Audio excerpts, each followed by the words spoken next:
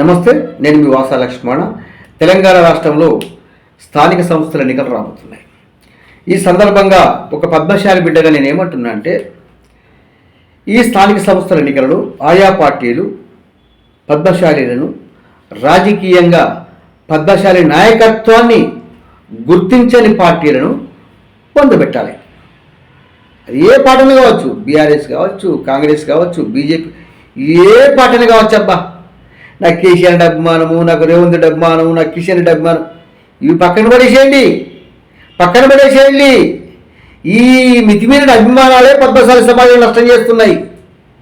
కాబట్టి మళ్ళీ చెప్తున్నా, ఈ స్థానిక సంస్థల ఎన్నికలలో పద్మశాలి జనాభా ఎక్కువ ఉన్న చోట పద్మశాలి నాయకత్వాన్ని గుర్తించకుండా పద్మశాలి సమాజ మంచితనాన్ని ఆసరా చేసుకొని పద్మశాలి సమాజాన్ని తొక్కే ప్రయత్నం చేస్తే ఖచ్చితంగా ఆయా పార్టీలను ప్రాంతాల వారీగా బొందబెట్టాలి.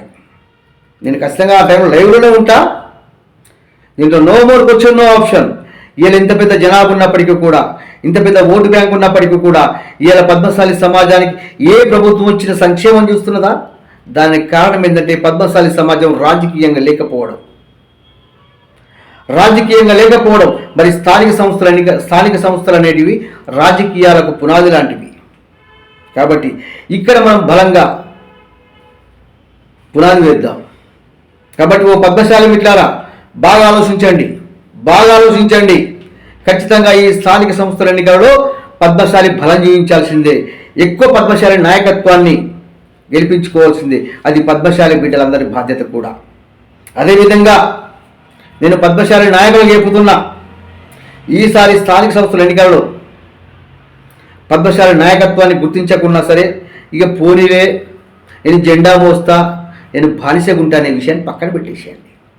పార్టీలను బైకట్ చేసేయండి, పార్టీలను బహిష్కరించండి.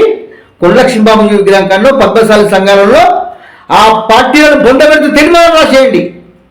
బస్ ఇట్లా చేస్తే రాజకీయాలు పద్మశాలి కాళ్ళ కాడకొచ్చి కూర్చుంటాయి. ఓ పద్మశాలి మిత్రారా, ఇంత జనాభా ఉండి, ఇంత ఓటు బ్యాంక్ ఉండి కూడా మనము రాజకీయంగా లేకపోవడానికి కారణం ఏంటో తెలుసా? మనం రాజకీయాల దగ్గర కుదేలవుతున్నాం.